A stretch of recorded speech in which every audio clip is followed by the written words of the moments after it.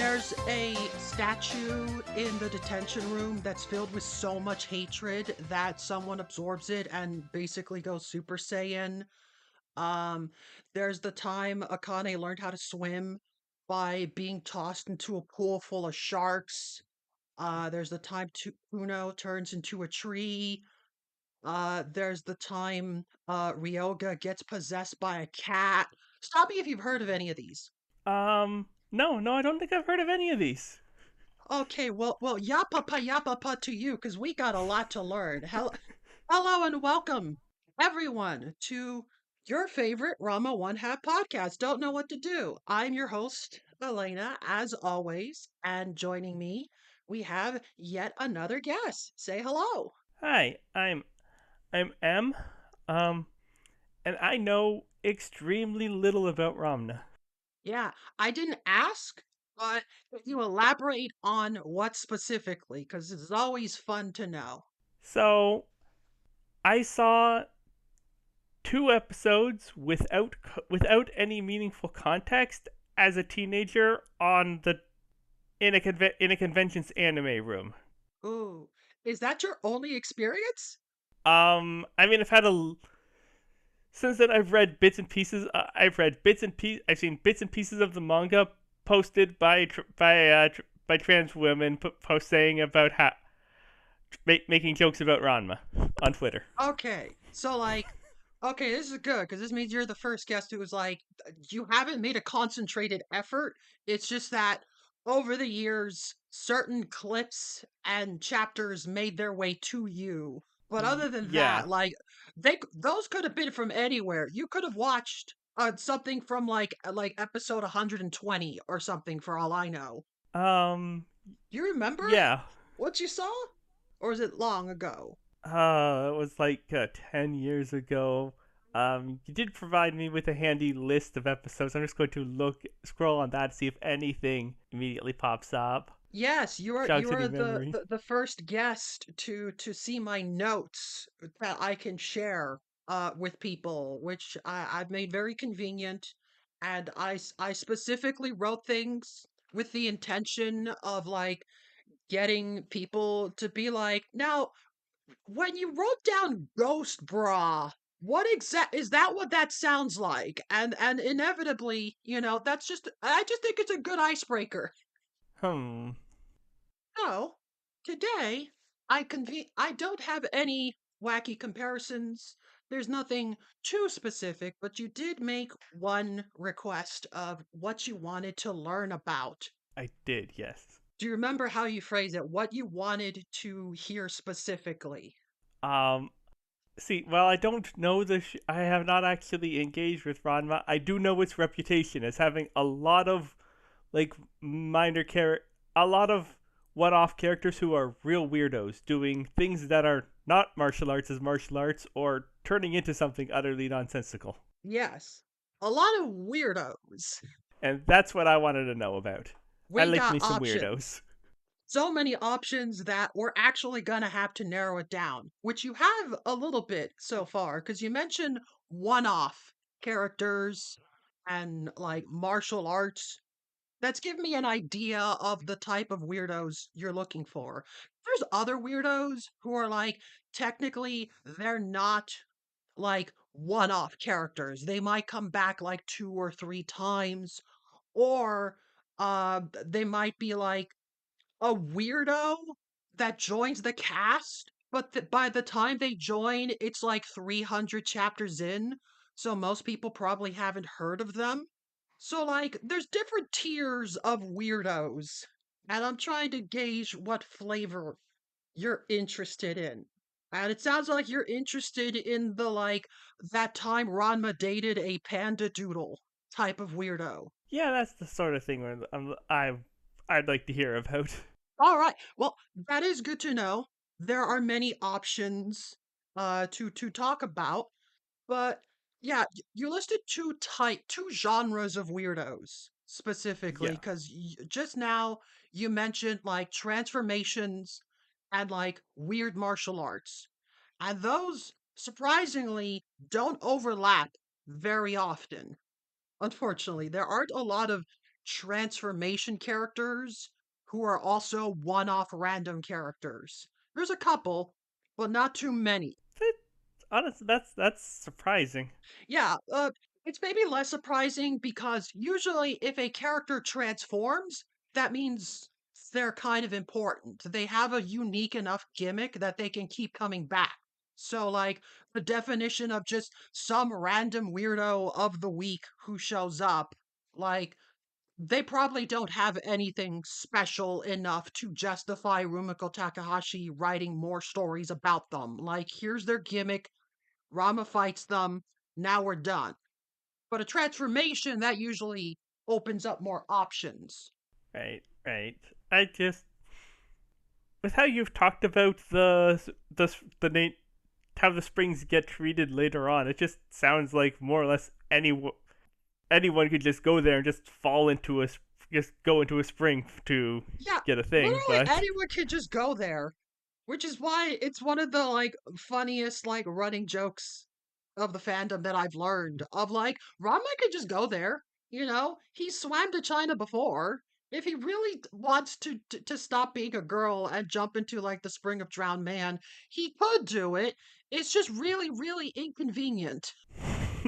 But most characters, like, yeah, you could just walk there, and it's not that hard. And there's some really weird springs. Honestly, the weirdest springs, in my opinion, are the ones we never really see examples of very much. Like, there's a filler episode where we learn there is a spring of drowned pterodactyl and a spring of drowned saber-toothed tiger. We only see them for like 5 seconds, but those two raise so many questions. yeah, how exactly did that happen? I'm not sure. There's just an episode where like they buy like instant Jusenkyo powder. Just pour it into any body of water. Now you've made your own little mini spring. Except the labels have been washed off, so they don't know what's in the powders. And it's just a lot of like, you jump in. No, you jump in. I don't know what that's gonna turn me into. And then eventually, like, a bird falls in the pool, and then a pterodactyl flies out, and then like a saber-toothed tiger, and it's just wacky shenanigans that like last for like 5 seconds, and then they move on because it's just a joke. But then it gets brought back at the end of the episode where they just turn on the TV and it's like on the news that a large pterodactyl is attacking the city, and it's just like, oh well, all's well that ends well. And that's the most we get on the elaboration of that pool. That raises a lot more questions that the curses can be turned into powder. Oh yeah, the powder is a funny thing. It actually came up twice because one time, like, the reason Rama even finds out that there is a spring of drowned man in the first place is because Shampoo buys the powder for that spring and tries to like bribe or like slash blackmail Ranma into going on a date with her. Um, and then the punchline at the end is that it only works for one day. Wah wah, like Ranma turns back into a girl in the end, anyways. Uh, and then this other one, they're just like, oh no, this was permanent. Never mind that other one. That was some phony selling the bootleg powder or something, which in my opinion raises even further questions if there's different qualities of Jusenkyo powder. Yeah, from your overall description, it does sound like that Ranma's got roughly the continuity of roughly the only slightly more continuity than say The Simpsons. Let's be honest, you could compare it to its contemporaries because, like, at the time it came out, like, what was the most popular thing? It was Dragon Ball, you know? Goku was, like, fighting Frieza. Yeah, You know, there's only so much continuity that the audience expects from these yeah, genres of manga. It's mostly yeah, just yeah. whatever's funny, whatever's cool, whatever's interesting. Don't think about it too hard. But yeah, on the transformation end, there are not a lot of like weirdos that are also one-offs. Because I mean, technically, every character in Ranma is kind of a weirdo, including most of the main cast. Yeah, So when you said weirdo, I assume you didn't mean those. No, no, I meant the more periphery weirdos. Yeah, not Yeah, the main cast there.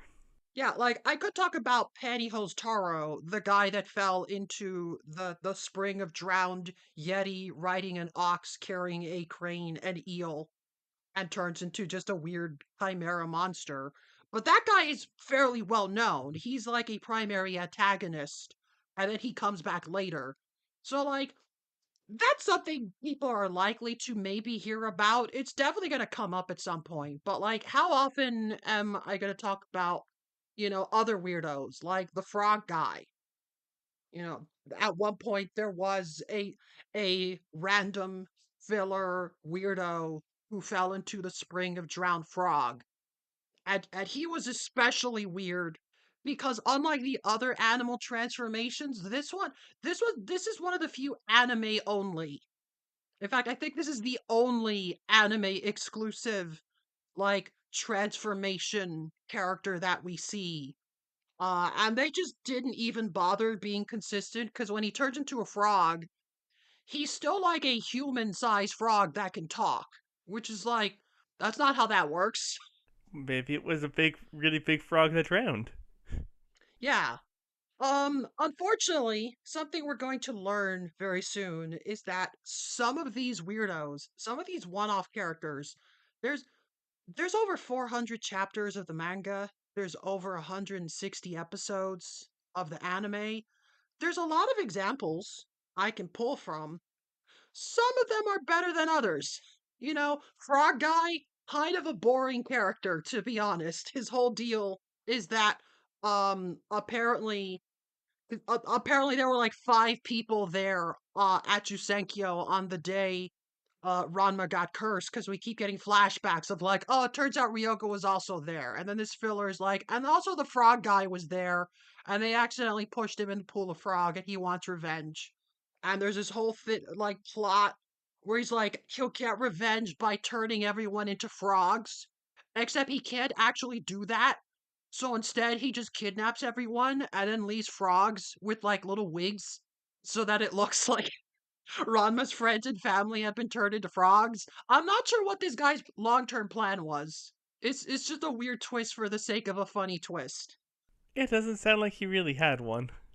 And then for some reason they brought him back in the penultimate episode or well technically there was a two-parter finale, but the last like normal episode of the anime brought back this guy, which is just really funny because like tune in next week for the finale of the anime series, but for this week here's the frog guy, and he wants like some magic seahorse, and then they fight him, and then the seahorse turns into a dragon and leaves. But yeah, weirdos exist like that. Some of them are better than others. I should maybe get some of the worst ones out of the way real quick, just so All that we right. can build up to the better ones. Because again, some of them kind of disappointing. I think my least favorite was the martial arts shogi guy, mainly because usually when you get like a weird martial arts thing, it's a weird martial arts, right? The Right. martial arts shogi guy, um, He's just playing shogi. no. So so the plot, that's another like anime exclusive filler weirdo. The anime has a lot more weirdos. Makes sense. That's it's got Yeah. to have filler. That's so yeah, that makes Yeah. sense. Yeah, but the filler in the manga is mostly like magic trinkets. Instead of a weirdo of the week, it's a weird magic artifact of the week, which is similar but different flavor. Yeah. Yeah. No, that's a different thing. Yeah, but the martial arts shogi guy. So the plot is, you know that meme of like the dog playing chess versus the guy who's like, "How am I losing?" And it's like the dog's like doesn't know I've been eating the pieces. Yeah, I know that one. Yeah, that's basically what happens. So so there's just this guy at the park playing shogi against people, and Rama's dad challenges him and then literally does the like, hey, look over there, and then swaps the pieces around and wins. And this martial arts shogi master is so flabbergasted that he lost. This has never happened before. I guess nobody's ever tried cheating with him since it seemed very easy to do so. Yeah, it did not sound very hard. So of course he challenges Genma to martial arts shogi, which sounds interesting. But then it turns out martial arts shogi is just here's a big giant martial arts board, and everyone has to wear like the pieces are people. So like everyone has to get called in, put on this giant shogi piece, and we're gonna do martial arts shogi. So you'd think that they would be like playing shogi, but the pieces are people and they have to fight each other or something. But then it turns out, no, they just fight normally. It's just a regular fight, but the arena is a giant shogi board and you have to wear the shogi pieces. There's no actual shogi involved. There's no strategy. It's just fight. Yeah, that's an extreme letdown. Yeah. It's unfortunate because like I feel they could have gone two ways with this. Because like the initial joke is at least somewhat funny of like, all right then, get all your pieces. So all the whole family has to put on their pieces. He's like, and now for my pieces. And then he pulls out like these like 20 huge like football player guys in like uniform. And they're like huge and buff and like these are my pieces. And that's kind of funny. I'll admit, like this guy just seems like a huge loser, honestly. Or of like, this guy beat me, so I'm gonna get revenge by hiring a bunch of big buff dudes to beat up him and his friends. If they lead more into that, I think this could have been a fun episode. Yeah, or they could the other way, like you would do, like with so many shows have done with chess, where you be the chess pieces, and then you play the game, and then the pieces have to fight. Yeah, exactly. That's what I assumed was gonna happen. But then, like, no, like, the entire, like, football team charges and, like, knocks out everyone except Ranma and Akane. And then it's just this, like, well, I guess now we have to fight these huge buff dudes by ourselves. Um, Also weird is that, like, it's, again, it's mostly Ranma having to fight these guys, but, like, this guy isn't mad at Ranma, he's mad at Ranma's dad. So, like, this is also kind of a terrible revenge plan.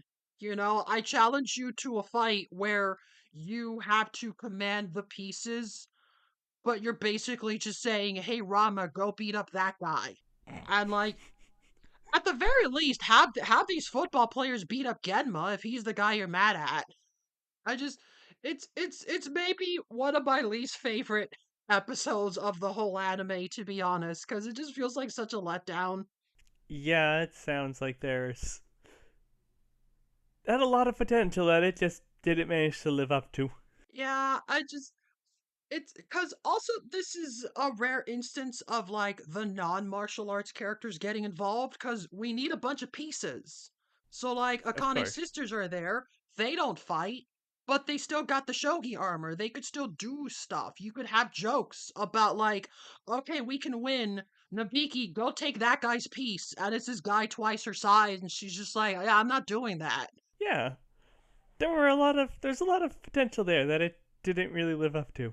Yeah, when we get weird like martial arts stuff, it's funny because they're incorporated. Martial arts gymnastics actually is about gymnastics, but you're fighting. That's the Hmm. appeal to some of these weirdos. Um, Another less disappointing one, there was the martial arts calligraphy guy. And that one is a little disappointing because it's not really about the fight or the challenge. Most of the episode is about like this guy. He's this cool, pretty boy who's a calligraphy master, and like Rama's like, "Who's this nerd?" And then the guy does calligraphy moves to like humiliate Ranma in public. So of course Rama wants revenge. Except this guy's a martial arts calligraphy guy.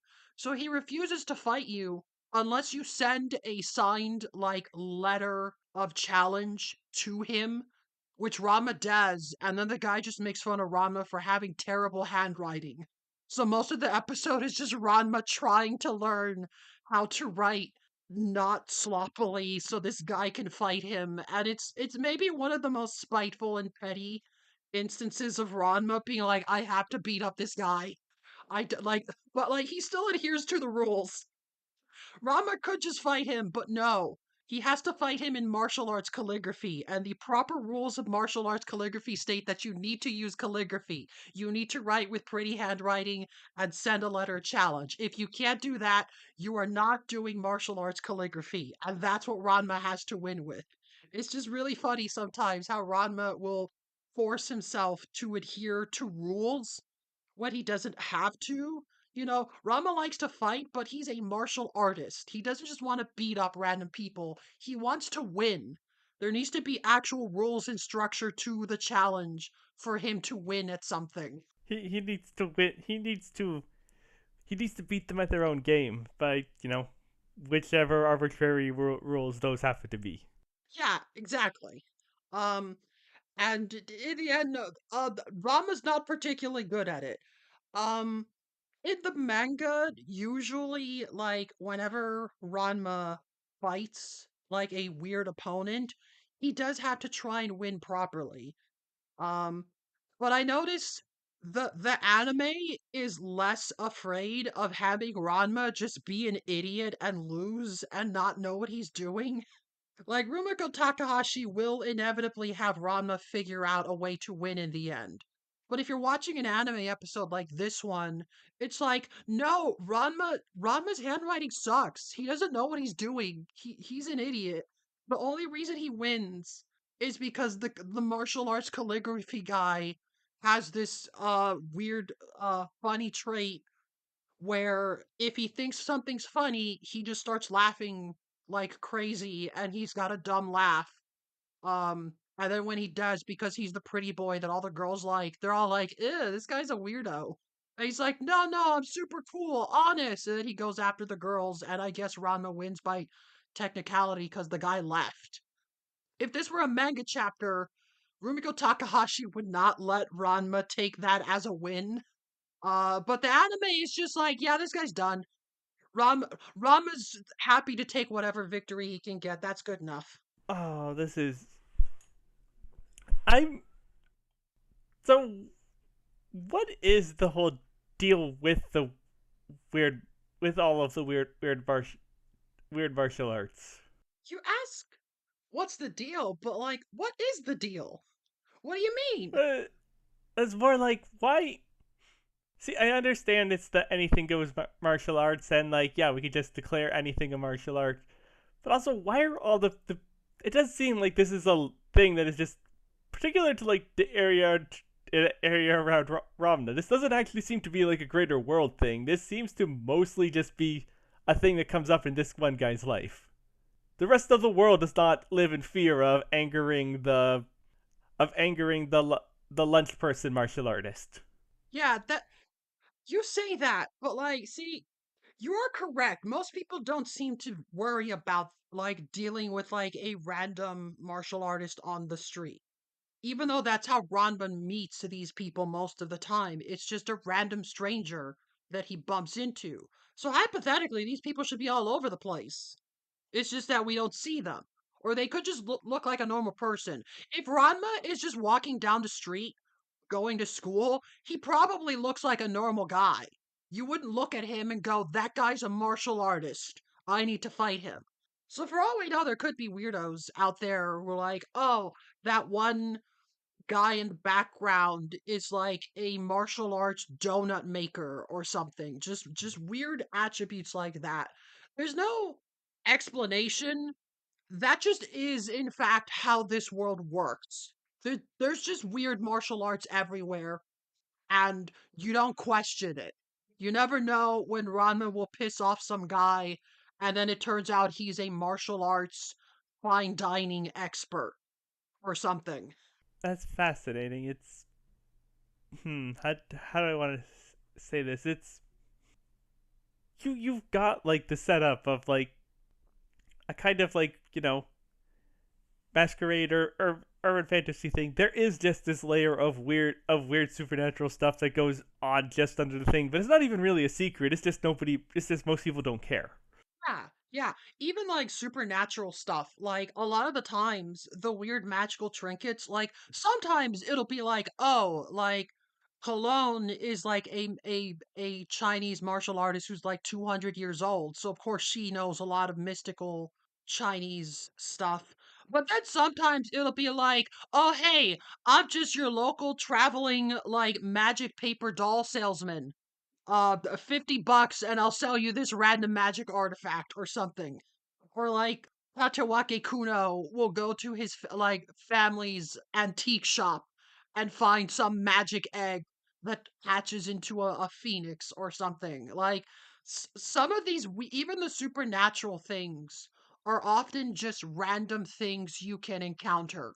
They're not even like hidden in any particular way. So again, you can only presume that the average person could potentially bump into these. You never know, right? If Right. there's just some guy selling these, just a traveling salesman in a normal business suit who's like, "Hey, what if I give you like a special tattoo or something that makes you super strong?" But like it's really stupid because he basically draws like an ugly smiley face on your belly, and that's the catch. But like that guy could be anywhere. He's just some guy. Yeah, it's.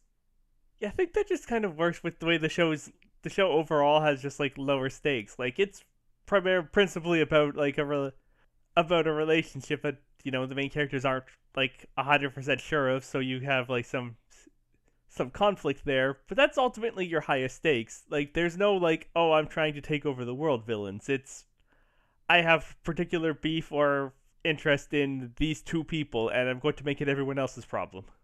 Yeah. Yeah, it's usually very personal stakes. You rarely get villains of to like a higher extent, even the more serious ones, because every once in a while we do get serious, like long arc villains that require Ranma to like get serious. But even those villains are often like very personal stakes, you know. Uh, like fighting some guy who's like just a jerk to Ranma or something, and it turns out it's super important. Or like this person is trying to like control the Jusenkyo Springs. And if he does that, nobody can use them, so Ranma has to fight him or something. Some other weird like magic artifact, often related to like Ranma wanting to go back to normal and needing the opposite spring. Or some other like personal stakes. There's there's like one where like there's a guy pretending to be Ranma, and so Ranma's mom basically adopts him, and now Ranma's upset at this guy's hanging out with his mom, and when he can't do that, because that is a plot point. Ranma's mom doesn't know about Ranma's transformation, so he's in hiding. No. So like stuff like that, you could get more serious stakes of like Ranma can't be with his mom, and now there's this weird jerk who's moving in with his mom and pretending to be him and living the life he wants, and it's a proper fight.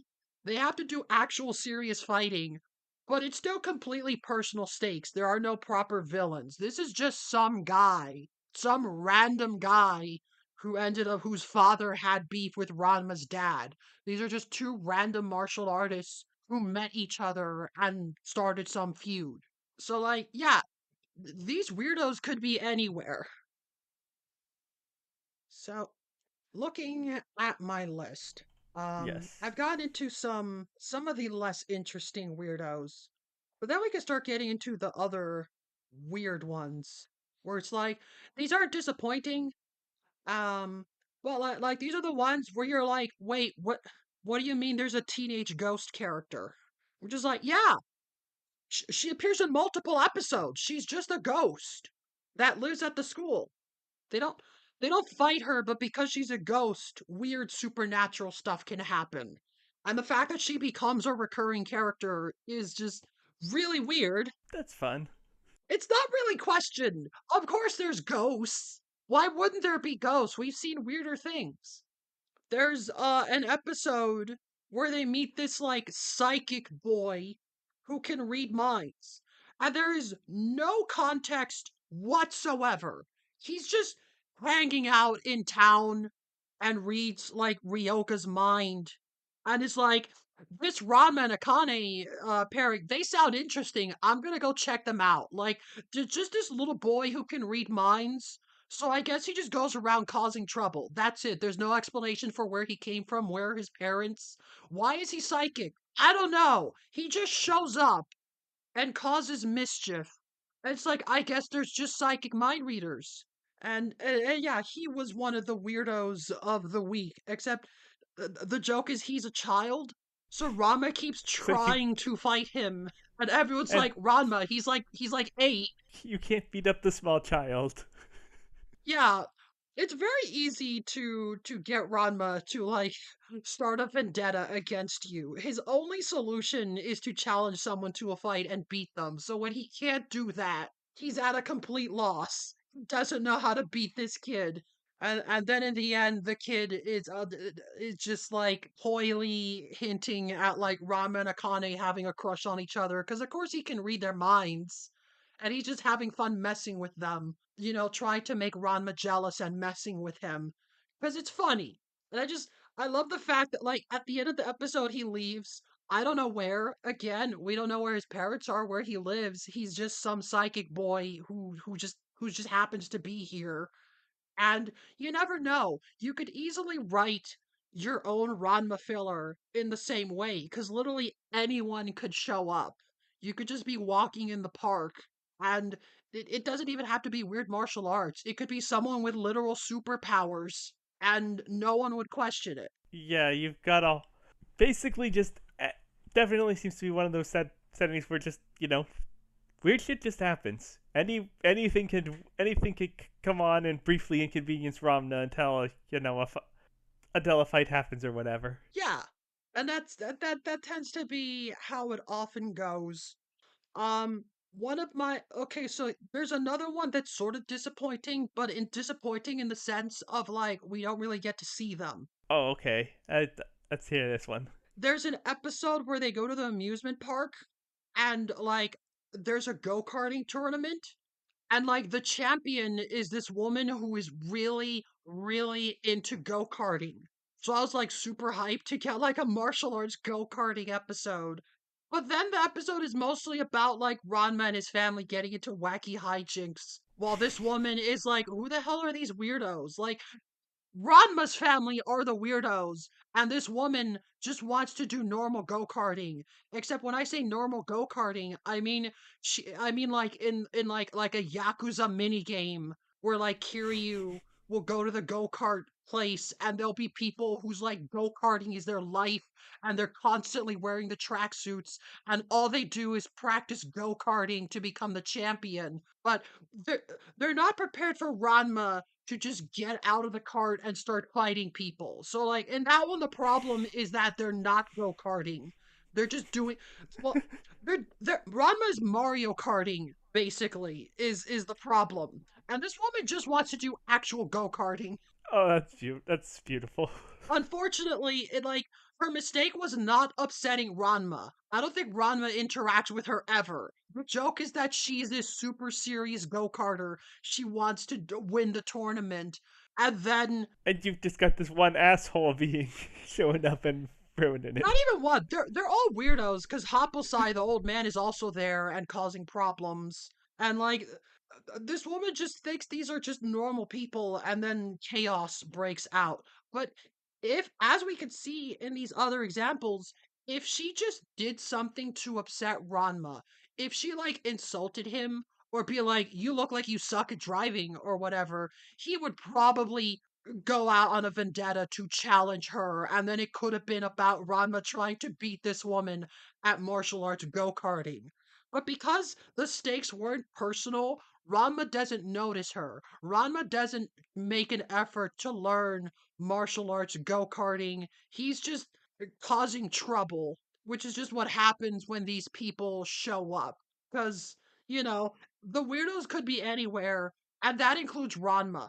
For this So poor woman, Ranma is the weirdo of the week. So, does she ever say the words martial arts go karting, or? No, but she's really into go-karting Okay, and okay. everything in this setting is martial arts. So I wouldn't be surprised if No, my question here is like, are some of these people actually like not martial arts of their chosen field? They're just regular things, and Ramna just goes with it, just assumes it's a martial arts thing. I don't think so, but who knows? This could be an example because she doesn't say martial arts go-karting. But it could just again, rhythmic gymnastics and ice skating exists in this setting, but they're martial arts ice skating and rhythmic gymnastics, you know? We never see non-martial arts ice skating. We have no idea if that's even a thing. Maybe that's just how go-karting works in this universe. We don't see what a regular go-kart tournament is like.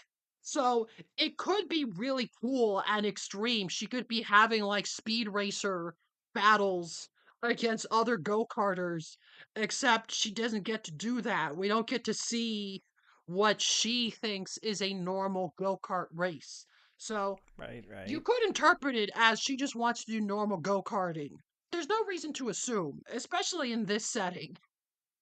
So I suppose trying to find a good segue from there, if you want to know examples of the lengths Ranma will go to fight a guy that upsets him, Yeah. we can look at the martial arts fine dining chapter because that one is maybe the highest personal stakes. This is a character I actually know his name. Some of these Oh, characters is I don't remember the name of the go kart lady. I remember Piccole because Piccole is maybe the only official male fiance that Ranma gets at some point. The the term fiance is tossed around pretty loosely. mm-hmm. Characters will just declare themselves Ranma's fiance or Akane's fiance because, well, of course, I love Ranma, therefore we're going to get married. That's the logic. Um, but there's very few examples of an actual official arrangement being made. Um, and this is Right, one of the exceptions, which is funny because now we can say that, yeah, if you're ever wondering, does Ranma ever get a male fiance that isn't just some guy who has a crush on Ranma and declares himself the fiance? Yes, we do get that one where there's just this guy named Piccole who's from this fancy French family who years ago Akane's dad like I forget the context, but basically he ends up in debt to this fancy French restaurant because he didn't realize how expensive it was, and he can't pay for anything. So instead, he promises one of his daughter's hands in marriage. And years later, they come to collect, and this guy Piccole shows up, and he's a martial arts fine dining guy who challenges. He's just showing off because he's here to collect on the Tendo family's daughter. And in the meantime, this jerk Ranma is being an idiot, so I challenge him to a duel. Who can finish their plate the fastest?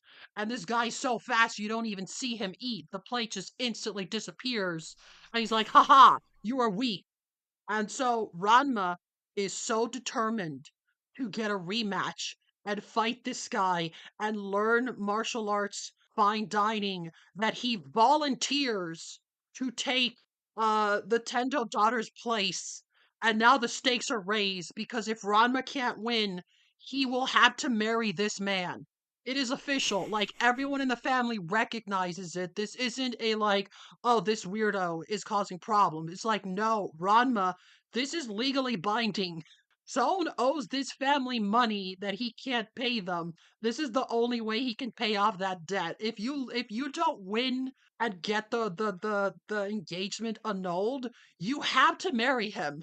This is an actual fiance situation. And Ranma doesn't care because he will challenge anything if it means getting revenge against the guy that humiliated him one time. yeah. It looks like you've got a. There's so much going on with that one. I don't even know where to start.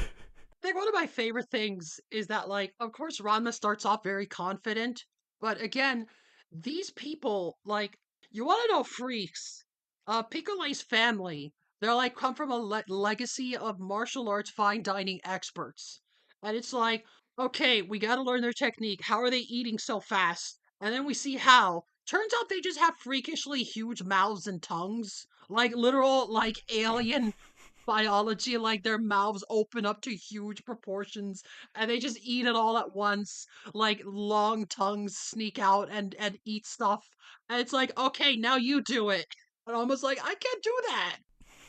Like, there's no technique. They're just freaks. And that's when it starts to hit Ranma of like, uh-oh, what if I can't win? And we get like a we get a good joke of like, I'm not even sure how much of it is a joke, but like because Ranma's confidence is shaking, he now has to imagine the future where he marries this man. And I like how even in Ranma's little imaginary bubble, he's picturing himself like smiling and holding a baby, like just happily married. Like the worst case scenario he could think of. He still looks happy and is like, "Yeah, I got a baby." Like it's not even it's got the same energy as the like the world without lawyers joke. You know, can you Yeah. imagine a world where Ranma marries this guy and has kids? And it's like, yeah, she looks happy. Ramna having a baby is unsettling. Like you just have to avoid hot water for 9 months. Yeah, that is the thing that gave us the infamous quote of like, I don't think about that and neither should you. Like Rumiko Takahashi does not Yeah. sweat the details. She didn't Yes. think about that. But in this moment, I just love the implication that like I don't think Ranma is capable. Like, I think to him, marriage just automatically It means means you're baby happily exists. married and you have kids and you're living a nice, happy life, settled down. Like, it's not, and that's what he doesn't want. He can't even imagine like a lousy marriage with someone he hates. It's like, no, he is imagining a happy marriage with a family and he gets to settle down in this big mansion and everything's wonderful. And he's like, ugh, gross. I don't want that. I just like deep down, I think Ranma really is a romantic at heart. If he just assumes that, like, yeah, it's gonna be a happy thing. He gets to have kids. Like, that's what you do when you get married. Obviously, he just doesn't want that. But if it were to happen, that's what it would look like.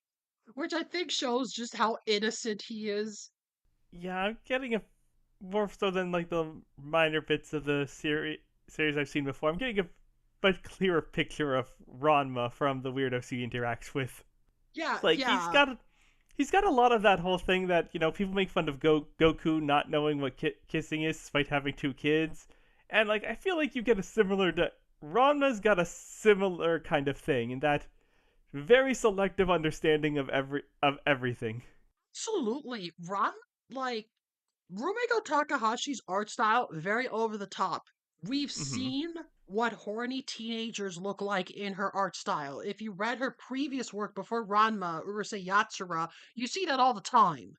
The main character of that story is this horn dog teenage boy, and we Yeah. occasionally see that in Ranma with characters like Ryoga who like have the hots for Akane. But like Ranma, we never see that. Like Ranma is just like depicted as like completely asexual, no interest in anyone. Like he will admit that a girl is cute, but never shows any interest in dating anyone. And whenever a girl shows him affection, he just freezes. He has no idea what to do. And unfortunately, most of the time when a male character is coming onto Ranma, it's very much like non-consensual. Here's the old man that grabs Ranma's butt, or here's Yeah. Tatewake Kuno grabbing Rama from behind. So of course Rama just punches them. Yeah, as as anime does. Yeah, of course. But the first time Ranma gets like a proper like male suitor, like just a normal high school boy who, well, I say normal, but like he does kiss Ranma. That is a joke. Like Ranma's first kiss is this guy. He's the figure skater. who just kisses Ranma of like, "Oh, you must be one of my fans here." And Ranma's response is to run away crying because he has Oh. no idea what to do. And to me, I think that moment says a lot about Ranma, because of course afterwards Ranma comes back and he's upset, but he has to go cry in a corner for a little bit first, because he cannot comprehend what is happening.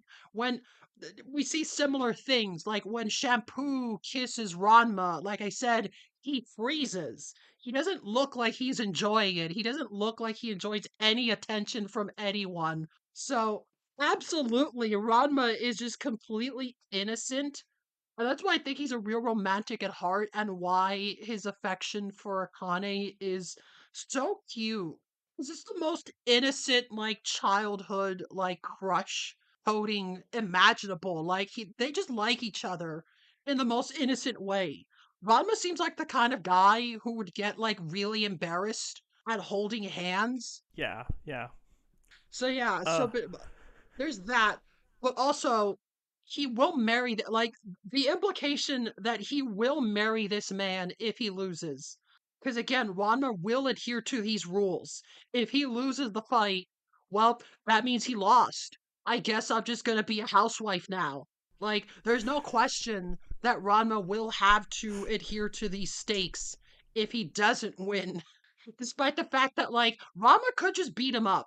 The only reason he's losing is because he has to adhere to the rules of martial arts fine dining, where you have to sit at a chair and you have to, like, reach for food with a knife and fork and eat properly.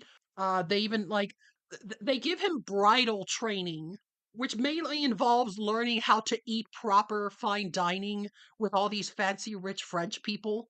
And it's just like, yeah, these rules are the only things preventing Ranma from winning, because of course Ranma's never eaten like this before. Ranma spent most of his life homeless and like fighting his dad for like the last dumpling or something. Ranma doesn't know how to like sit down and have a proper meal, let alone doing that super fast and effectively. yeah, so the way he has to like adhere to whatever the person of the new martial artist is rules, that honestly is very fascinating on it. It's the impression I'm getting here is like, what if Yu-Gi-Oh kept the season 0 format for the entire thing and didn't turn into a card game commercial, but also Yes. was, instead of being horror tinged, it's vaguely rom-commy. Yeah, yeah, absolutely. If Yu-Gi-Oh was a rom-com, it would just be Ranma. It's just the weird game of the week, and you have to adhere to the rules because that's just what you do. You know, that's just what martial artists do. If you get challenged to a duel, what are you gonna do? Cheat? Of course not. Ranma has to win. He has to win properly. Ranma hates losing. And it's just funny because, like, all of his role models, his dad, his dad's mentor, like, none of them have any qualms with cheating or doing sneaky tricks to win. Ranma is like, Ranma was raised to be a true, proper martial artist, despite the fact that the people teaching him are jerks who don't actually care about the sanctity of the ring, but Ranma does. Which just sort of goes to show, like, Ranma is the exact ideal son that his father wanted. Like, he is a true martial artist, and that's the only world he has ever known, and he seems to enjoy it. But also, that means he's extremely competitive and extremely spiteful and petty, and it's really easy to get on his bad side. But of course, like I said, Rumiko Takahashi always has Ranma win in the end. He will Yeah. find some way. Because the big trick here with the Piccolo fight is that eventually Ranma realizes, wait a minute, this is martial arts, fine dining. My goal isn't to eat all this food because obviously I can't compete against these weird bio freaks who can eat like an entire watermelon whole. That's an uphill battle. His actual goal is to just eat more food than that guy. So if he can't eat more food, he can interfere. And so he just He starts can, doing wacky techniques of like tossing a plate into the guy's mouth to block the food. so that the guy can't eat for a couple of seconds while Ron or like stealing his food so that he can't get more food off of his plate. And there's just this fun logic. I do appreciate when when Ranma actually wins with his brain. Like again, this is the opposite of like the calligraphy guy, where Ranma doesn't know calligraphy and then he technically loses, but he wins because the guy leaves on account of this weird gimmick that happened to, take place. But here, Ranma actually had to sit down and figure out what can I do to win this match while adhering to the rules? And it's an actual creative idea and concept where he figures it out and there's even this subplot where where he figures out the technique that was used by someone that the family hated hundreds of years ago and having to do his homework, but he couldn't figure it out. But then during the fight he gets inspiration of well, what if I just toss food to the audiences? I am technically cleaning my plate and no one can see me do it and it's being eaten. The rules don't say that I have to actually eat more food. It's just that I can give more food to the other guy so that now his plate is bigger. Because the actual qualifications is whoever finishes their last plate. Someone has to eat the food, but I can just sneak the food onto the other guy's plate without him realizing it. And if I don't get caught, that's within the rules, technically. So like I had a thing. I've been watching JoJo's Bizarre Adventure lately, and I've come to and I've been a Yu-Gi-Oh fan since I was a kid. Basically, come around to the conclusion that a stand fight and a duel are basically the same thing, Yeah, absolutely. and that really definitely seems to apply to how the martial arts work in Ramna too. Yeah, sometimes, not always. Not always, but it is. I've given several examples of when it's not that case, and those are the more disappointing ones. But the Yeah, strongest fights are definitely stand battle adjacent of the one where it is you have to figure that it's not so much a direct fight. It's a puzzle. You have to figure out the way to circumvent the rules. yeah, the rules to martial arts rhythmic gymnastics is that you can't use your hands or feet to hurt the person. You have to use a baton or a ribbon or a hula hoop or whatever little gymnastic tools are available. You just have to not use your body to harm the person. So Ranma has to adjust how he fights. And then there's cases of the martial arts figure skating one where it's well, Rama doesn't know how to skate. So it's mostly Rama having to learn that and the little Uh, romantic comedy drama that happens as a result of it. I think the skating episode is one of the two I saw. Oh, yeah, that's cool. That makes sense. It's one of the earliest ones. And it's also really weird because let me pull it up. The martial arts figure skating chapter was in chapter 23 of the manga, That's pretty early. really early.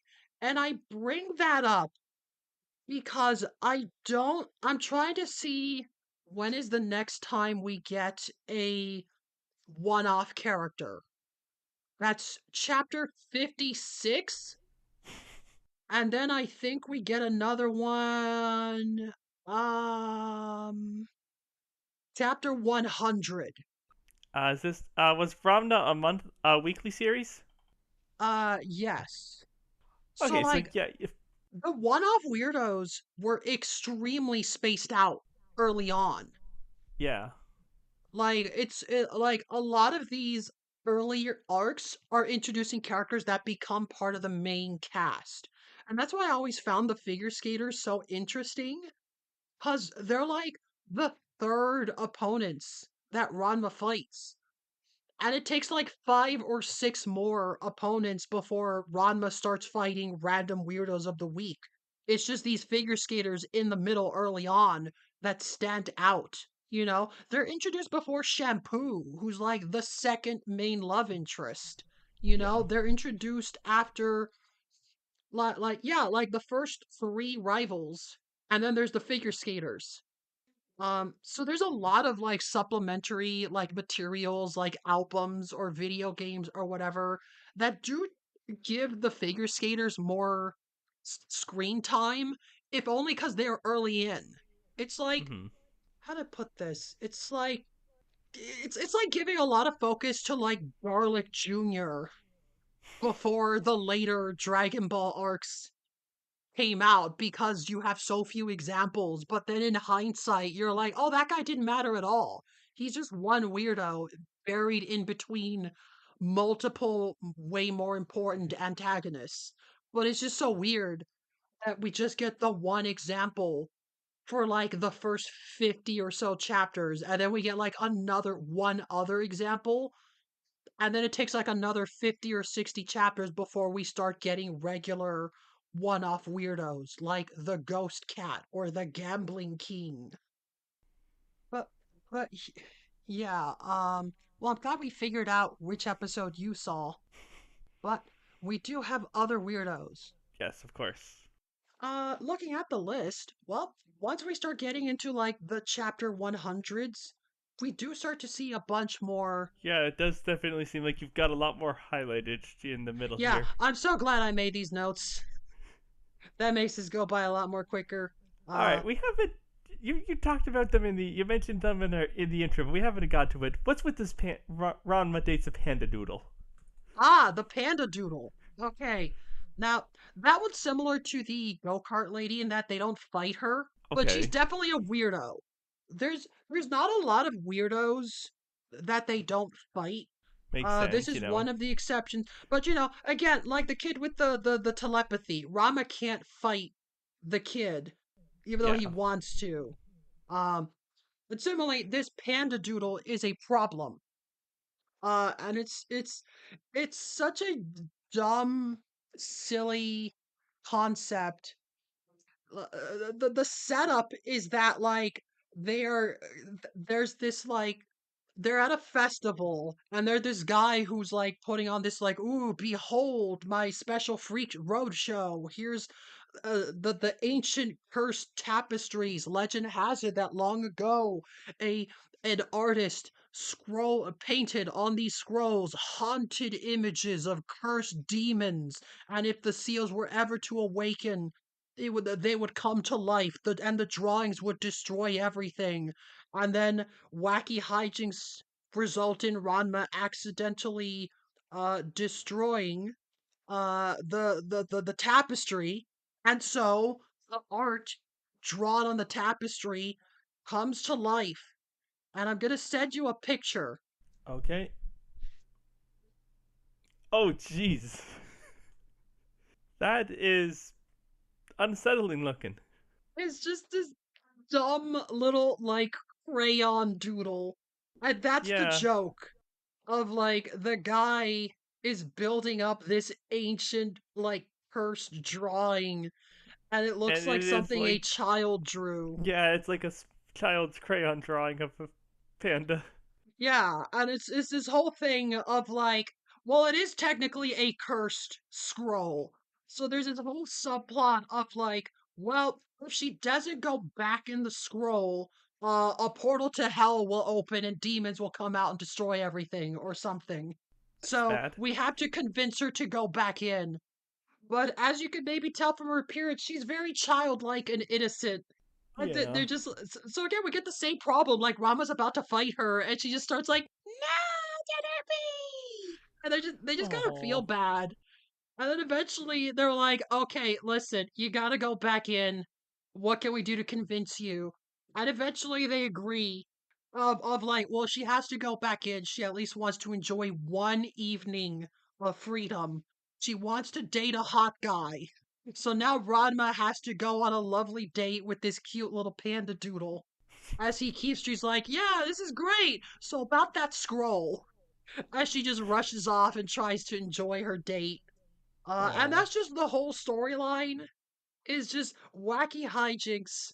And again, this guy just happens to have these cursed scrolls. I don't know where he got them from or why he decided that just turning them into a road show was a good idea if it was this easy to like get them loose. But like he's just around. This panda doodle is just a thing that exists in this setting. and now Ranma has to go on a date with her. And that's most of the story. Now, of note, this is one of the stories that was expanded on in the anime version. Because the anime is so weird. Sometimes they will compress like 6 chapters into one episode. And then other times they'll take like single chapter one off stories and expand it into like a whole episode. Meaning half the episode is completely original to it because they don't have enough material for one whole episode. And this was one of them. So in the anime version, demons actually come out. It's not just Oh, the panda doodle. And so this episode also established that apparently one of the techniques of the Anything Goes martial arts school is to just turn into a giant kaiju sized human. That's filler, so it's never explained. But sometimes the anime will just have like literally Happosai and Akane's dad become kaiju sized and are literally having kaiju battles against actual big giant kaiju demons in the background while Ranma has to try and go on a data. romantic date with this panda doodle, which just makes the situation even funnier. Yeah, no, this is pretty great. And then ultimately, it's a cute ending because it's funny because Akane starts to get jealous, but also it's one of like Akane and Rama getting jealous at each other's suitors is a common thing, but this one has the added element of like Akane is maybe a little disgusted at the fact that she's getting jealous of this dumb little crayon doodle, but she can't help it. She doesn't like it. This thing is this creature is getting all up on her man, and she does not want it. But like also there's demons, which are just a thing that could happen. So wacky romantic hijinks ensue. Eventually the panda doodle realizes that Ranma's heart belongs to another, so she agrees to go back into the tapestry, and all's well that ends well. And the artist guy does her a favor when they ask him to, and he draws a little like poorly drawn Ranma doodle on the tapestry. So now she's got Oh, her that's little Ranma cute. boyfriend on the doodle. I just um, I I'm not highlighting them here because they're even less combat focused. At least this one has demons. But like Hmm. Ranma being forced to go on a date with someone is such a common thing. There by the end of the series there are multiple variants of like Ranma things involving a date. At one point Ranma fights like an evil cursed mirror, and at the end, they're just like, well, a reflection of his boy self and a reflection of his girl self end up. It's the same ending of like they go back in the mirror, but now they have each other. It's like, okay, it's kind of weird. They both look like Ranma, but whatever. At one point, Ranma gets haunted by some dying man. Because apparently, girl Ranma looks like what his wife used to look like when they were young, and so he has to go on a date with the old man's ghost. Because the old man can astral project himself somehow. Again, no explanation. You could just have psychic people or people who can astral project themselves from a hospital bed. Nobody questions it. People could just do stuff like that. I guess. Sure. Yeah, absolutely. But yeah, that's that's a very common subplot that happens a lot. Ranma having to go on a date with someone because bad things will happen. Usually in girl form, this is a rare case of like someone being like, "Yeah, I want the hot boy," and going on a date with Ranma. I also just like the fact that this little childish doodle is able to be like, "Yeah, this Ranma guy's hot. I want to date him." Of all the people, she doesn't want some smelly old man. Like, because they even make the joke, because, like, hey, don't you want to date a panda? And they even point at Rama's dad, who can turn into a panda. And she's like, I Yeah. don't want to date that old man. He's ugly. And then Rama's dad is just cries in the corner because, like, not even the panda wants to date him in panda form. But yeah, the panda doodle. is a fun character. She only appears once, but she's definitely I think one of my favorite of the one-off weirdos cuz she fits right in. She feels like she could be a recurring character as just this weird joke thing. It feels and also there's the added detail of like, well, she's technically not a problem. It's the scroll. It's not her fault that she happens to be drawn on the scroll and releasing her broke the seal. So you kind of feel bad for this poor little doodle. And I guess at the end, getting a little like doodle Ranma boyfriend is the least they could do. But that's the panda doodle. That was that story was very cute. I like that. Yeah, I like it. Um, I suppose looking at the list, I highlighted as many of these on my notes as I could, Hmm. wondering of like, I wonder how many we can get through. And now I'm realizing, some of them don't take that long to describe, especially since I got the less important ones out of the way first. Yeah, yeah. Other notable ones, there is the Gambling King, who is maybe most notable for appearing in multiple video games. Honestly, this sounds like this sounds like a Yakuza sub story boss. Yeah, so the Gambling King, he literally looks like the king on the playing cards. Oh, Like if you get a set of playing cards and look at the king, that's the Gambling King. That's what he looks like. And he's just the Gambling King. He will just show up and make bets. And like there's this whole subplot where like Ranma accidentally bet the family dojo, and then in order to get it back, like the dads try and win it, but then they end up gambling everything and they lose the whole house. oh, And this he does just like looks like the from the cards. oh yeah, you looked him up. I looked him up, and it's even more pronounced in the manga version than in color with the anime. But yeah, this he's got the face. Yeah, he's literally just a playing card. And he just shows up to do gambling. Um and he's a funny one. Cause the joke is that like they lose the house, they lose everything, and then they're like trying to figure out how can we beat this guy? And then like Akane's sister Nabiki is like, I figured it out. I know the tricks. Like, tell us. It's like, okay, so when you're playing the old maid, he looks really happy when you're gonna get the bad card. And also, if you raise one card, he'll pick that one. And like the secret is that this guy sucks at gambling, and the only reason he won is because he beat Ranma when Ranma was a child. He literally targets children and beats them because he's too dumb to win at actual gambling. And of course, they then make the joke of like, well, then how did Akane's dad lose? And they just kind of look at him and like, oh, Yeah, that does seem to be a thing in manga and anime, or especially around this time, that your heroes are often really, really dumb. everyone in Ranma is a complete idiot. Every single one.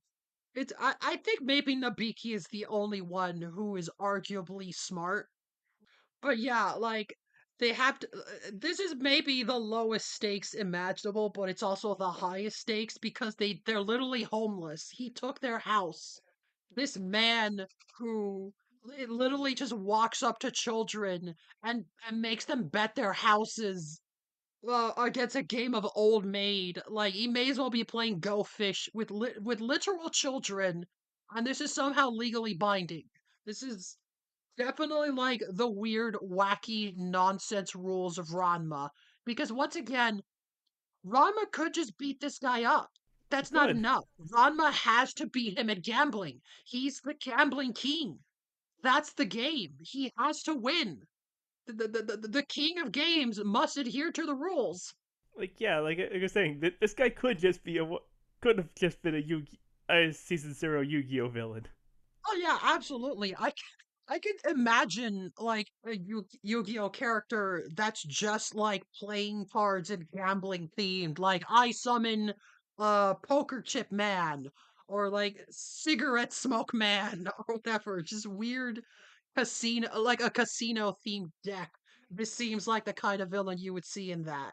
I mean, I was thinking more like the pre-dual monsters Yu-Gi-Oh, which Yeah, yeah. where it is just you where they would just play old maid, and then when Yugi wins, he would condemn this man to some sort of worse than death punishment. Yeah, your soul gets put in the torment nexus if you can't beat Yugi at poker or something. And that's that's definitely that. But like in terms of like the tone of Ranma, like this guy would absolutely fit in with the later seasons of Yu-Gi-Oh! Yeah, yeah. 100%.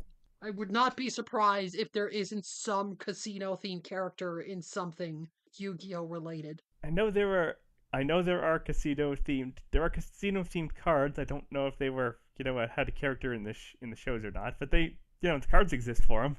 Oh, well, that's good to hear. But anyways, yeah, they eventually beat the Gambling King. Because again, once it's established that everyone's an idiot and none of these people know how to actually gamble, it doesn't even really matter at that point. It's just like whoever wins is going to win by dumb luck. So it's not like it's the opposite of like the stand battle. Rama doesn't have to figure anything out because his opponent is an idiot, but also Ranma's very dumb too. So just whichever one of these people makes the less dumb move will win eventually. And they have to constantly do things of like, okay, double or nothing. No! And just eventually they win the house back. And that's the last we see of the Gambling King, unless you play the video games. In which case, he is a playable character in the second Super Nintendo fighting game, which is also the only one to ever get localized outside Japan. How does this guy who plays old maid badly play in a fighting game? That just makes it all the more baffling. Because, like, for one thing, the fact that any one off character like him is included on this roster is already pretty silly, you know? Especially back then on the Super Nintendo when you could only have like up to like 12 characters max or something. Yeah, You know, surely we could have picked a better character. You know, you're giving a slot to a literal filler villain who only appeared once. who also doesn't fight. He just plays cards. Yeah, you pick the guy that doesn't fight. They play cards. So like thankfully, I guess, since it's a Super Nintendo fighting games, it's very simple. This guy can just, punch and kick, but like they're card themed and it's not that complex. Um but it's just so silly because this being the only localized Ranma game means there are absolutely people whose first exposure to Ranma was this video game.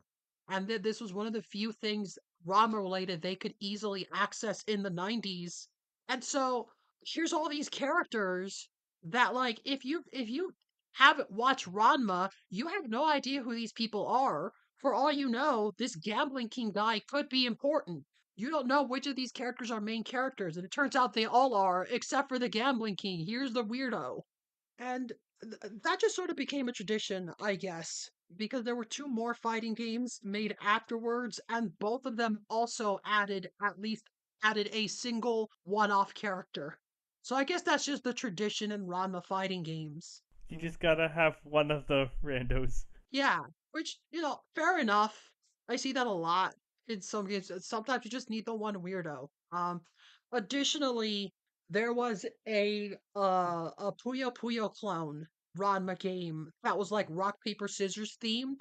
And I absolutely hated it because it's like it's rock paper scissors. So what you have to do is you have to sandwich like the rock paper scissors blocks with the thing that beats them.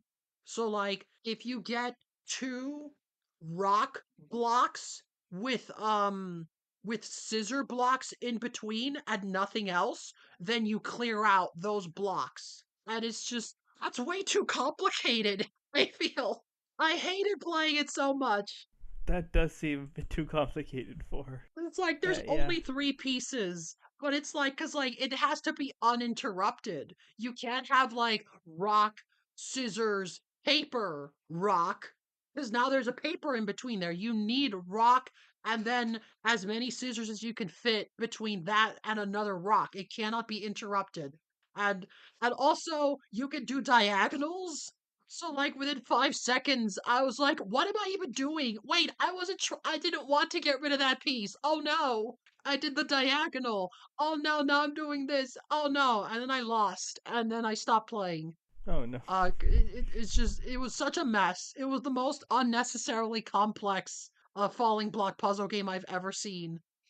Um, I touched it once, never beat it, and then I looked up a playthrough and I was like, ah, Gambling King's the final boss. Weird. Okay. I mean, I guess that makes sense if you're gonna have like a falling block puzzle game. But why not have Gambling King as the final boss? I guess. Yes. Uh, but yeah. Um, I suppose I could then jump to the third Super Nintendo fighting game, which had another one-off weirdo. The martial arts cheerleader. All right. What is her deal? Her deal is she does martial arts cheerleading. Well, okay, that's pretty straightforward. Very straightforward. That's it. It's just martial arts cheerleading. Which is just so funny because like it sounds straightforward, but then it's like, well, but what does that actually mean? How do you win at cheerleading? So it ends up being about like, okay, so the gimmick is she shows up at like a sporting event at the school and she ends up picking a fight with Akane and Ranma gets upset at her for that and then Mm-hmm. gets challenged to martial arts cheerleading. And at the same time, this girl, her name's Mariko, by the way. I wrote that down because her being in a fighting game means she's kind of important. And also her story became a two-parter in the anime. That's how Oh you know wow. that they cared about her. Because honestly, like the fact that she's the same age as them means like, yeah, she could have easily been a main cast member. But also, I'm looking here at my notes. She was introduced in episode 154 out of 161. If she was Yeah, it's introduced pretty near the end. earlier, they absolutely would have brought her back for filler. I feel because Yeah, probably. there are some one-off characters from the manga that they brought back as anime filler, and she definitely feels like they would have brought her back because everything I said, but also she falls in love with Tatawaki Kuno, which automatically is like, oh, so she's also a romantic love interest for an existing character. That just cements her even more as noteworthy.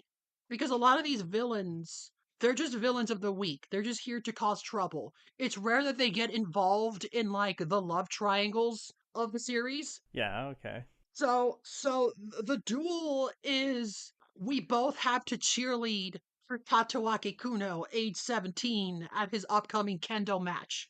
So while he's doing a kendo fight, Ranma and Mariko have to do a cheerleading fight to see who's the better cheerleader. Which means this is one of the many instances where Ranma is forced to go on a date with Tatawaki Kuno because like at one point like he's trying to do cheerleading and it's like Ranma you suck at this. And like Moniko's like you don't know the secret to real cheerleading. The secret is love. And Ranma's like, "Oh yeah, I'll show you. I can fall in love with anyone." So then he just asks Kuno out on a date for the purpose of like I need to fall in love, I need to be the better cheerleader. Which again, very similar to the Piccolo thing. Ranma tends to not enjoy being a girl. He will happily embrace like literally marrying or going on a date with a man if it means winning a fight. He does not care about anything more than winning. So let me see. Couple things of note. I just want to give this fun piece of trivia. I Okay. noticed something in the English dub of this episode. So Oh. when Ranma's talking about going on a date with Tatawaki Kuno, they do a joke where his dad is like, "Isn't that a boy?" And like he's like clenching his fist, like, "Hey, wait a minute, what's this? Homophobia?" Because early '90s that was expected. Yeah, of course. The English dub changes the line to, and I quote, "That Kuno's not man enough for my Ranma," which implies that, like, now the problem is, like, okay, Ranma could date a boy, but this guy's a loser. That's a funnier joke. At the very least, Ranma should date someone manlier than him, not this weirdo. which I think is a fun way to get around the original homophobic joke. I don't know if that was their intention or maybe they just accidentally fixed the homophobia, but I love that that's what they changed the joke to. Just he's not good enough for Ranma. Otherwise, I'd be perfectly a-okay with this. Genma is a proud, supporting father. He will happily let Ranma date who he wants as long as that person is cool. Also of note, is Ranma does get a cheerleading outfit, and it is Chinese themed, which makes me assume that Ranma bought that outfit. It's not like the school's cheerleading uniform, because Ranma likes his Chinese clothes, and Yeah, I love when Ranma keeps getting these uniforms because they're always Chinese themed, which again implies that he's the one buying them. It's not like the school, this Japanese school would have a Chinese yeah, cheerleading outfit. very unlikely. That's the one other thing I kept seeing of Rama, that one piece of art he did of him in like the Mao outfit. In I'm sorry, the what? The one piece of art the artist did of Ramna, but in like dressed as Chairman Mao, Oh like young yeah, Chairman Mao. yeah. Like, oh, you want to talk like female Ranma exists in a completely different dimension when drawn for supplementary materials. Yeah, It's like a completely different character. We just female Ranma looks so happy and excited in whatever cute girly outfit you put her in, so long as it's not actually in the series. If it's just like a title page art or like a bonus art for like an album or something or just something to upload somewhere, then yeah, girl Ranma is super happy and cheerful and excited because, very cute and girly. But in the actual series, Girl Rama does not behave that way unless it's to win a fight. In which case, he will happily cheerlead and proclaim his love for this man so that he can prove he's the better cheerleader. As he wears this cheerleading uniform that is absolutely his. That Ranma owns that cheerleading uniform. Presumably after this episode, it goes right in his closet next to who knows what other girly outfits he now owns. So yeah, just confirmation. If you were to look in Rama's closet, you would find some interesting things like that. yeah, I definitely did notice that the, the supplementary art for Girl Ramna, like various covers and such, that is an entirely different person. Yeah, it is, and it's just really funny sometimes. Which I don't know the veracity of the thing. I've heard it second and third hand that the artist said at some point that the whole reason for the transformation gimmick was that so she could do the romance story, but also just draw more girl because she Yeah, didn't like drawing men. basically she wanted to have a male character, but like I guess she wasn't comfortable drawing too many male characters. I don't know why, she seemed to be doing just fine and It's like like you still have a lot of men in the main cast too, so I'm not sure how that worked, but yeah, sure, and I like guess. Ursa Yatsura, like one of the two main characters is a boy and he has a lot of the focus, but like whatever, she wanted to draw a cute girl, but also she wanted to draw, something fun with like martial arts with a boy and stuff. And then eventually it was like, why not both? And that's where the idea came from. Just why not both? You you could just be both.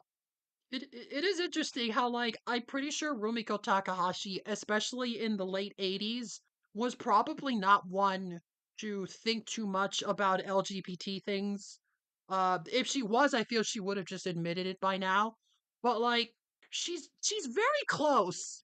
You could definitely feel that like it intentional or not, probably not intentional. She was definitely like subliminally woke enough to just put ideas out there that like decades later still resonate with people of like, yeah, of course. Of course Ranma's happy dressing up like a girl, but only when it's not in the story. Cause like why wouldn't he be happy? Why would you draw a girl Ranma looking miserable? That sucks. Again, why would Ranma imagine himself being unhappily married with Piccolo? You know, of course, if he gets married, it's going to be a happy marriage where he becomes a happy housewife. That's how it works. Yeah, honestly, it's Ranma is just very fascinating in how the is like yeah he doesn't like this, but also after like not that long, just seems to be like yeah it's okay, it's just a thing. If something comes up that maybe I could do something about it, I will. But Yeah, absolutely. Like I said, it's just kind of an inconvenience after a while. Like, he doesn't like it, but like, he gets used to it enough that like he'll just kind of complain, and that's the most effort he can put into it. And again, like the entire plot of this cheerleading fight is like no one's forcing him to go on a date with Tatawaki Kuno. You know, he doesn't he's even just try and doing this find some because other way to improve his cheerleading. He just deduces, no, of course, being in love makes you a better cheerleader. If you actually love the person you're cheering for, you're gonna cheer better. So I must fall in love with Tatsuaki Kudo, age 17. I need to go on a date with him right now. And it doesn't work, of course, because Kuno sucks and Rama has zero attraction to him. Um, which of course leads to the fight where so the gimmick is that like a mystery person shows up in the kendo gear and starts fighting Tatewaki Kuno after he beats everyone else. Um, and this person is so cool that Rama's like, okay, screw it. I'm cheering for that guy. If he wins, then I win because I cheered for him. Since obviously cheering for Kuno isn't working. And then the joke is that it turns out it was Akane.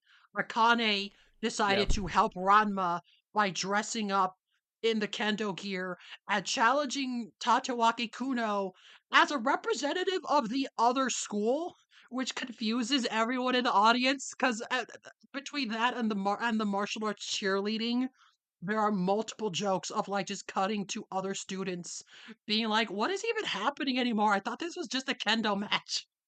And then it does lead to the embarrassment where Rama's like, "No, no, get up, random stranger. No, I love you, I love you. See, get up." And then like Akane takes off the mask. She's like, "Do you mean that?" He's like, "No, don't." Just catching him off guard, wacky oh, hijinks. In between, Mariko sending like spiked pom poms that like do spin dashes or whatever, just random nonsense. Because of course, this is still martial arts cheerleading. There's of course martial you're arts still involved where she'll throw like her baton, and it's like a boomerang baton that hits Rama in the back of the head, and she'll do flying kicks. You know, it's you're cheerleading while also fighting the other cheerleader because once she's defeated, she cannot cheer for the opponent. Therefore, the opponent won't be invigorated by the cheerleading energy. And that's how you win at martial arts cheerleading. So yeah, definitely some weirdo stuff that maybe shouldn't be legal, but in martial arts cheerleading it is. You could do whatever it takes to defeat the opponent cheerleader. Anything goes. I mean, yeah, that's what they call it. Yeah. Although it is funny how like the anything goes school of martial arts is so personal. Like presumably it was discovered by Hoppelsai and he only had two students, both of which trained their children. But like, it wasn't like a proper school. You'd think in a setting like this, where anyone could be a martial artist, that they would just, accept that like the most strategic thing is to just do whatever, anything goes, improvise. But no, I guess it's just this one family that decided that anything goes style is the best rather than sticking to one thing. Well, yeah, yeah. You see, it's like you got the one. They've got their dojo that doesn't seem to have any students, and the only other practitioner is a weird homeless guy. So maybe the people who have more specialized martial arts were onto something. Yeah, at least they can probably pay their bills more easily. They could at least have regular jobs. Yeah. Yeah, still not sure what Stone's job is. One of these days, this podcast will figure it out and find a definitive answer. But so many possibilities. Anyways, looking over at my notes, there's not too many. There's one other one I want to talk about. All right, let's talk. This one is technically not a one-off. Okay. I say technically, well, this one is not a one-off. She becomes a part of the recurring cast. But like, eh, she's still kind of a weirdo. She's their teacher. So like, not quite part of the main cast. She's a recurring secondary character as opposed to a recurring primary character. Um, Okay. and I'm bringing her up mainly because I think she's interesting. She's a good place to end on. But also, she was also in the third Super Nintendo fighting game alongside Mariko. So she's another one of those, like, who's this character? Because she was introduced late enough. She was introduced after the point where the anime stopped. So there's absolutely a possibility that a lot of people, even if you watch the whole anime, you'd have no idea who she is. So I guess she sort of counts as a weirdo. You know, she's not technically one off, but it's still like obscure enough that you might not have heard of her. So I'm counting her. All right. What? So what? Tell me about her. Right. Well, the other reason I'm bringing her up is because I said just now that Haposai had two students, and that is Mm-hmm. technically true. He had two permanent students, but he had a third one briefly, and that's Miss Hinako, the school teacher. So Miss Hinako, there are two weird things about her. One, well, she's hired specifically because the school principal was like, "We got all these troublemakers in school. I'm hiring a teacher that can handle them." So like, oh, she was specifically called in to be someone who can go toe to toe with Ranma. And she does so, and she is like she's one of the few characters that can just straight up do Dragon Ball stuff. She literally like shoots out a Hadouken with energy blasts. She can manipulate chi. This is where you're getting into the higher tier enemies in Ranma. And this is especially noteworthy because when she calls out the name of her attacks, she says anything goes martial arts, which is the first, well, the second big mystery of like, wait, who is she and why does she have the same martial arts as us? I thought only our family knew the anything goes school. And then there's the first mystery, the immediate one that I glossed over. I What's that? mentioned, there are all kinds of Jusenkyo transformations. Yeah. She is another transforming character, but she doesn't transform from Jusenkyo. It's just a completely unrelated transformation curse with its own Oh. separate rules. In her case specifically, she turns back and forth between a child and an adult. Oh no. And so the joke is like, here's the new teacher. She's going to teach you a lesson. And of course, it's a child. So nobody takes her seriously. But then she reveals that she can absorb chi. And when she absorbs your chi, you become weak and defenseless. And also, it powers her up, thus turning her into her adult form. And on top of that, she can then use that chi for her attacks, which is how she's shooting Hadokens and just blasting everyone. So you said, "Oh no," you are correct. Say that, especially with this era. But more importantly, she's actually strong. She actually knows what she's doing. She can absorb chi, and she can shoot energy blasts. This is an actual serious threat. But also the fact that she turns into a child is where a lot of the comedy comes from. So is she a child that turns into an adult woman, or a woman that turns into an adult child? Okay, so we So eventually it turns learn the into a child. backstory. She is an adult. Okay. Don't worry. She has a teaching degree. Um, so the backstory.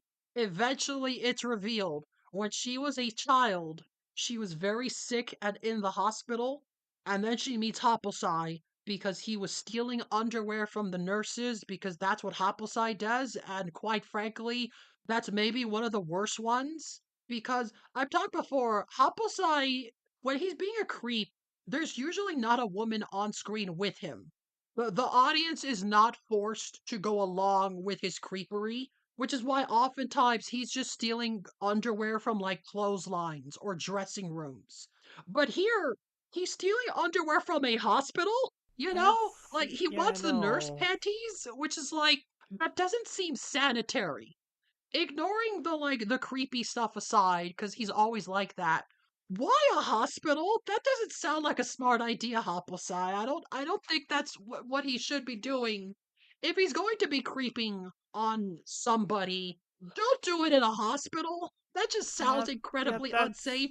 that sounds, just generally potentially unhealthy in addition to the creepiness. Yeah. Yeah, and again, usually he's stealing underwear from like clotheslines or from drawers. It's like clean, freshly laundered underwear. It's like he just wants the underwear. He's not even being like super creepy, but this is one of the rare instances of like, no, he stole them from dressing rooms.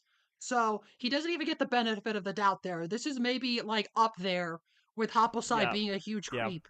This is maybe one of the more horrid things he does. But most notably, he meets little young Hinako, who is sick and dying, and then he helps her out by teaching her how to manipulate chi so that she can Uh, then use these martial arts techniques to improve her health. And I think this is very so is this the interesting. thing that he does regularly? Like, my understanding from what little Rom I've seen is that, like, key manipulating's not really a thing they do Yeah, much. it's a very extreme technique, especially to teach to a child, but he's teaching it to her because this specific technique will cure you of your illness. He took pity on her and taught her. And this is the interesting thing of like he actually teaches her. These are actual martial arts moves. She learns how to do Hadouken blasts because of this, thus making her one of the most powerful characters in the setting. Hell, even when Ranma learns how to do energy blasts, it's not quite the same. He can't just shoot energy. He has to do like a proper martial arts stance and technique with it. But this girl, she can just absorb chi and then shoot it back. It's possibly one of the most powerful moves. And the fact that she learned it as a child is like, okay, that is impressive. And it's also weird that Happosai just taught her that. Like, how many other people does Happosai just teach? It is interesting. I've talked before about like the weird, like implied possible misogyny in like Son wanting a male heir, which is why he needs someone to marry his one of his daughters. Because Right. like, well, why can't Akane do it? She clearly likes martial arts. We don't see him teaching her. Um, but Happosai doesn't seem to have this problem. He will meet a literal child, a little girl, and be like, "Well, of course I'm going to teach her martial arts. It's good for her." Which like it's just one of the many like weird facets of Happosai where like 99% of the time he is just the absolute worst character, but then you get moments like this where it's like he's genuinely teaching her. This is actually an improvement on her life. It's so weird. It's so weird that he just has this one moment of charity, which of course he then takes advantage of because then it becomes the meme of like everyone stop praying for my grandpa, he is too powerful. Cause now you got this small child who can walk again and is just stealing chi from everyone in the hospital. Like, yeah, I could do it. Energy blasts. And cut to Oh like a no. whole like army of nurses trying to capture her and stop her, while Hopplesai is just happily stealing from the hospital now that they're distracted. So he does Oh benefit no. from it. But again, we don't know what her health problem was, but she got better. And she can now do martial arts. He unlocked her chakra points so that she can do this ancient technique that is genuinely threatening. There's just one downside. It stunts her growth, which is why she does not age normally. She still looks like a child by default. But when she absorbs chi, her body transforms to how she would look like had she aged normally. And that's where the transformation comes in. So no water. It's not Chusenkyo related. It's just a completely different transformation because she has to absorb chi to become an adult. But in order to fight, she has to expend chi, which turns her back into a child. And then we get into the weird, wacky back and forth of the fight because if she does absorb your chi, now you can't fight her. So it doesn't matter that she's a child. She can just beat you up with energy blasts and then absorb more energy to become her like sexy adult form. All right, I understand. This is a late less important character that makes a lot more sense to be in the fighting game, even though she wasn't in the anime. Yeah.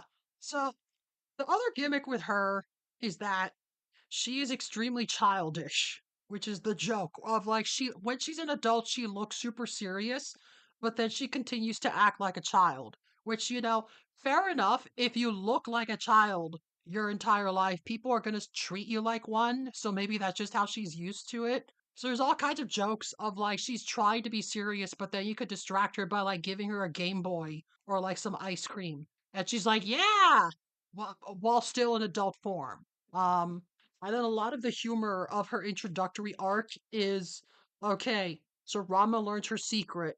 If he can hit her pressure points, he can reverse what Haposai did and block her chi. Unfortunately, it means having to grab her and hit her pressure points, which, okay, he tries that. Now he's just grabbing this grown woman, and one of the pressure points is on your chest. So, like, he's literally Of grabbing course it her is. boob and everyone thinks he's some kind of creep. And he's like, "No, no, I have a reason. You gotta trust me on this." And then all the girls at school beat him up. So he's like, "Okay, that plan didn't work. But what if I go after her when she's not an adult?" Which of course Oh backfires because no. then he attacks her at the park, and people are like, "Hey, that guy's beating up that little girl."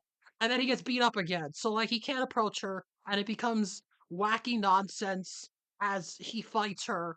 And it again, she's like one of the most threatening characters in the series, so it's a real serious fight. It's genuinely difficult, but then he wins.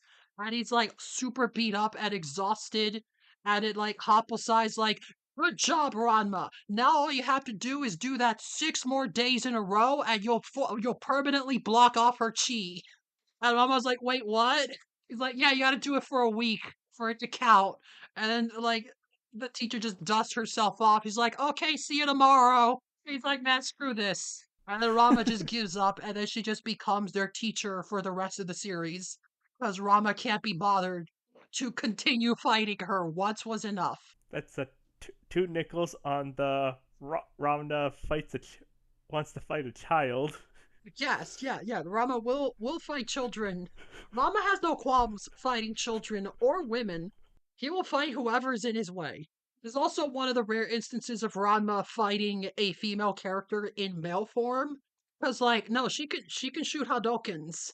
He does not care. He's not gonna go easy on her or be like, "Nah, I can't hit a girl." Like, no, he's going all out. And it took all his energy just to beat her once. Like, it ticked off 1 point, and then Rama looks up at the HUD and sees that it's like best out of 7 or something, and he's like, "Man, screw this, I'm out." And then he disconnects. So like I said, Miss Hinako, she becomes a recurring character, but like she's not an obstacle. She's just a wacky character in the background who can, sometimes cause problems. But like they only do a proper serious fight once. And then we learn her gimmick, and then for the rest of the series, she's just their weird teacher.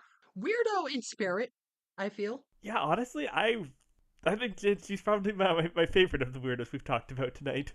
Yeah, yeah, which makes sense because like she's a main character. Like she came Yeah, back for a reason because she's got a fun gimmick, and it's like also because like you hear the gimmick and you're like, "Oh no," and it's like, "Oh, okay, well that's not as bad."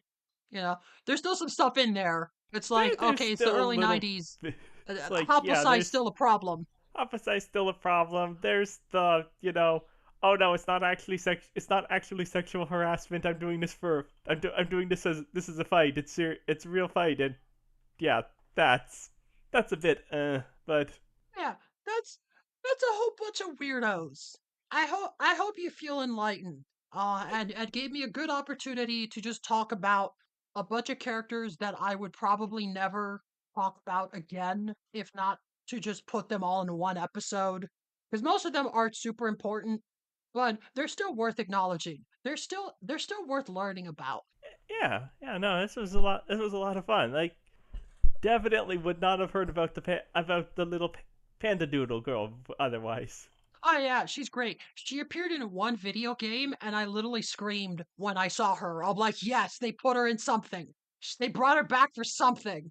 Okay, what does she She do in the deserves video it. game? I need to know. Oh, one of the video games is this weird quiz game RPG where like you go around town solving like trivia questions about the show in order to gain experience to raise your stats so that then you could fight other characters. It's weird that like it's That two completely different games, but they're all in one. So you go around and like she's one of the characters that gives you trivia questions, which is fun. I'm glad the gimmick allowed them to bring in characters that don't fight. mm-hmm. But yeah, I was just very happy to acknowledge her because she's maybe my favorite of the one-offs. To be honest, she's very cute. But yeah, we've learned about some weirdos. Any last-minute questions before we sign off? No, I think that's a good place to wrap up. All right, well that sounds great. Do you have anything you want to promote just whatever? Hey, yeah, I am M Healy. You can find me on Blue Sky at mofhealy.bsky.social, and I host my own podcast specifically about about characters of largely this season that's coming out now. A lot of little weirdos who don't matter. This Wow, called Battle of the Blorbos. You can had both of your previous guests, Symbolic and Pixel, have been on there. Battle the Blorbos. That sounds crazy. I bet there's all kinds of weirdos. Yes, we've got all sorts of characters ranging from ones everyone knows like Superman to a goat skull coming out of a pair of human lips in in a pentagram surrounded by a glowing halo that sells you demonic artifacts Ah, yes, makes sense. from indie Killer 7 like Sorry We're Closed. Oh, that's perfect. I'm trying to think of what So would be the funniest Ranma character to pit against that. anyways, you can find the podcast social media, which will have updates for when every episode comes out, and weekly posts of upcoming matches. The current match for this week what is Nothing There of Horrible Flesh Blob from Lobotomy Corporation versus Yuffie Kisaragi from Final Fantasy VII. Who is better at Jenga? I genuinely think this is just a really fun, dumb gimmick for a podcast, and I really appreciate the work you guys do. Uh, and that's pretty much everything for me. You got is that show. So you want to take us out then? Yeah, absolutely. It's been fun having you. Um, like I said, I'm not on any social media. I don't think it's going to be worth it to do anything specific for this podcast, but I hope everyone at home learned some new things, and I hope everyone is ready to like write their own fan fictions of like the Ranma characters as Yu-Gi-Oh villains and what kind of decks they'd have, because it's all the same. Here's the cheerleading stand, here's the tea ceremony stand. It's all the same. So I guess to end off, who's the best girl? Yeah, I think it's the Panda Doodle. Of course, that's the correct answer. I really appreciate that. All right, everyone, thanks and bye. Hi.